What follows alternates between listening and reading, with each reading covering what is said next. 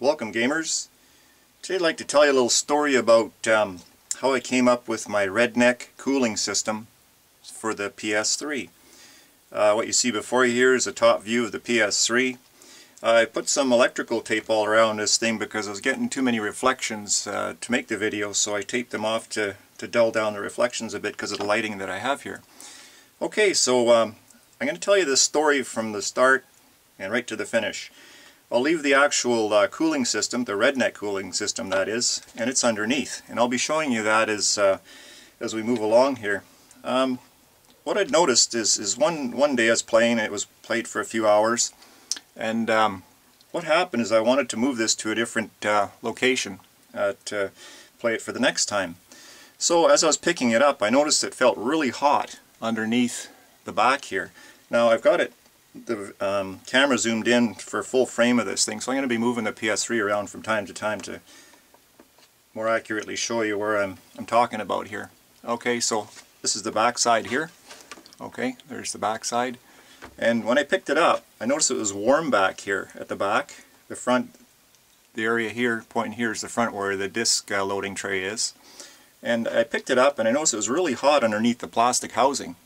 Now, these things do have a cooling fan in them, and because of the newer game units are processing so much data for the gameplay, and there's so much activity going on with the processing, that these chips, both the CPU and I guess it's the GPU that processes the graphics, gets really hot inside. So they have a cooling fan internally inside this thing where you can't see it, and hot air blows out the back as it's in operation, and you get to playing after you start the game.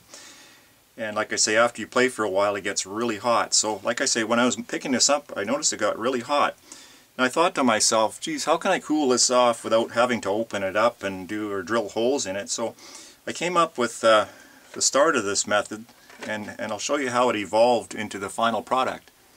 Okay, so this is just something I do when I notice things.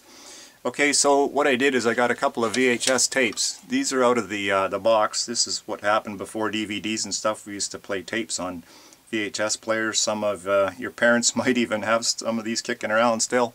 But what I did is in order to get some airflow underneath the PS3 so it could take the heat that was radiating outside of the bottom of this plastic housing, was I jacked it up.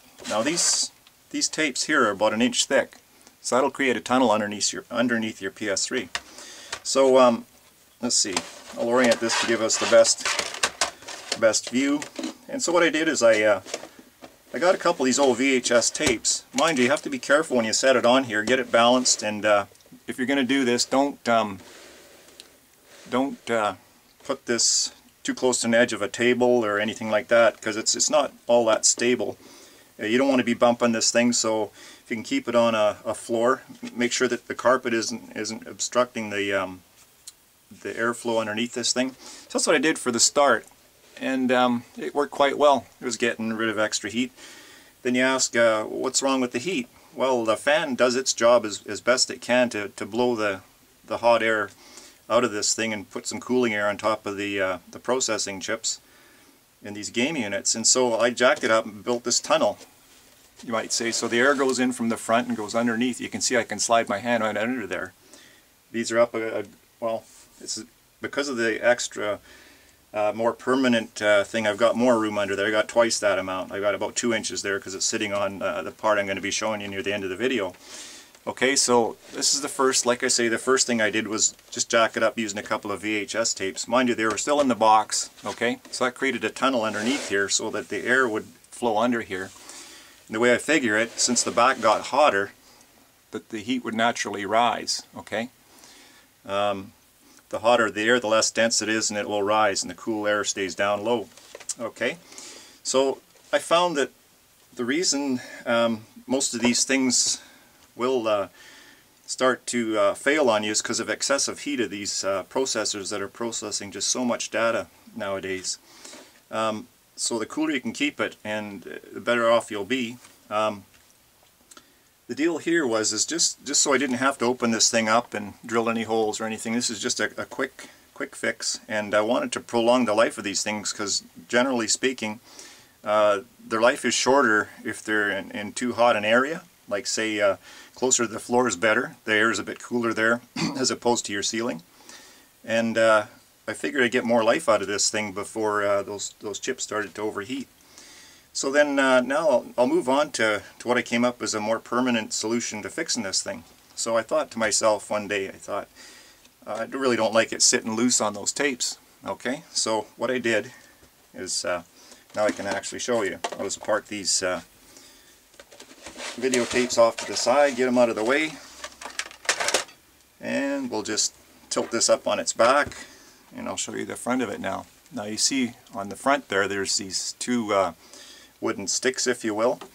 I'll show you from a side view here. They're actually made of solid oak. I had a couple of scraps left in my wood shop, and I sanded them down a little bit and cut them to length and whatnot, make them fit under there. And then I've tried different glues. If you're going to go this route, you're going to have to make sure that they stick really well. You got to make sure some of the hot glues or silicone glues that you use can actually bond wood to plastic. The last time I bumped one of these, it actually knocked it off, so I resanded this thing.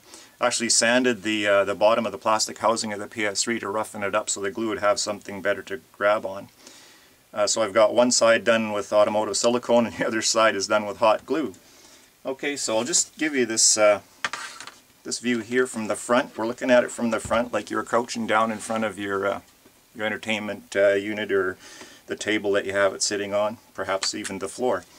So I've got this this piece of wood here, and this is what it does. You can see there, this this lighter piece of wood I have is simulating the tabletop, and it's sitting on these skis. So excuse me, now you've got a gap in here and it creates an air tunnel, and the air will actually flow through there. And I'm figuring because the back gets hotter, it'll probably draw the cooler air through there and cool this plastic housing and takes at least a little bit of the excessive heat away and help that cooling fan and those chips out by adding a little extra cooling at no cost to me, that is.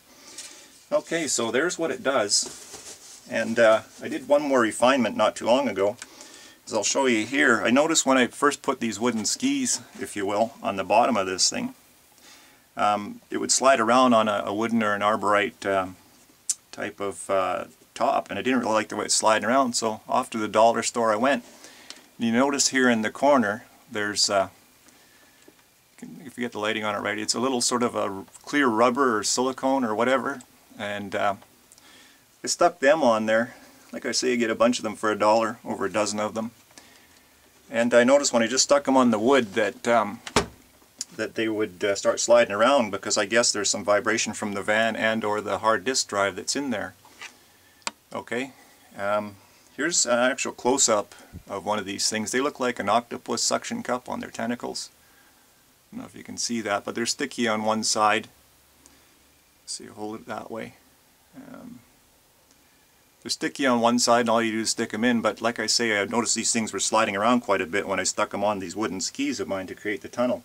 So what I did is I got a drill.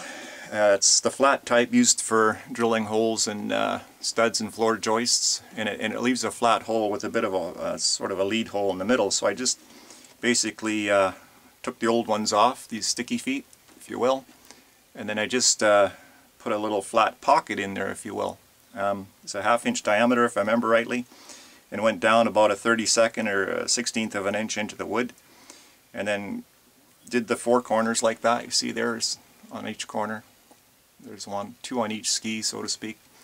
And then I cleaned it out, and then I put new sticky feet on there, right? And that way these won't slide around on the wooden skis anymore. They've got a pocket to sit in, so if you try to push them sideways, they stay in that pocket, but yet you don't drill it so deep that these things don't protrude past the bottom of the wooden ski. Okay, so I've got the 4 of them in there now, and it's been good to me for the last few weeks. Okay, so that's what I've come up with for you today, folks. Or should I say gamers? Yes, this is a video made for gamers. This particular Redneck Cooling System applies only so far as I've done it with a PS3. So far so good. The chips haven't overheated. Mind you, you might have some good luck, and hopefully you won't have overheating chips and have the thing fail on you. I had an older unit, the big box style one, and it did fail on me. and can't really say if it was excessive heat or whatever that caused that problem, but I'm going to try to avoid that by using this old Redneck cooling system. I'll show you once more before I say goodbye. There you have it there, and I'll get my stick of wood here, and I'm going to put it right on those two silicone clear rubber feet, and there's what it looks like. So top of my thumbs are basically showing you the top of your tabletop or entertainment unit, and that's how it sits. It's been good to me so far.